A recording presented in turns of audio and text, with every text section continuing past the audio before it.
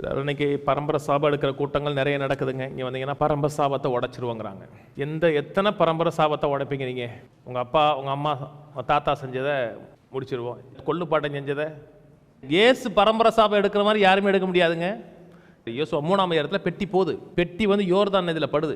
பட்டோன்னு யோர்தான் நதி அப்படி பின்னிட்டு போய் வேதம் சொல்லுங்க ஆதாம் ஊர் இருக்குண்டு சவக்கடல் வரை தண்ணி பின்னாடி நின்றுச்சு.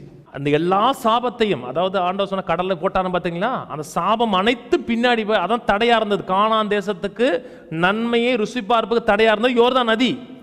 அந்த பெட்டி வச்ச உடனே தண்ணி அப்படி பின்னிட்டு போய் ஆதாம் ஊர்ல இருந்து சவக்கடல் வரை பின்னாடி போச்சு. அந்த சாபங்கள் தண்டனைகள்லாம் பின்னாடி போயிடுச்சு. இப்போ ஈஸியாக உள்ள போயிடலாம்.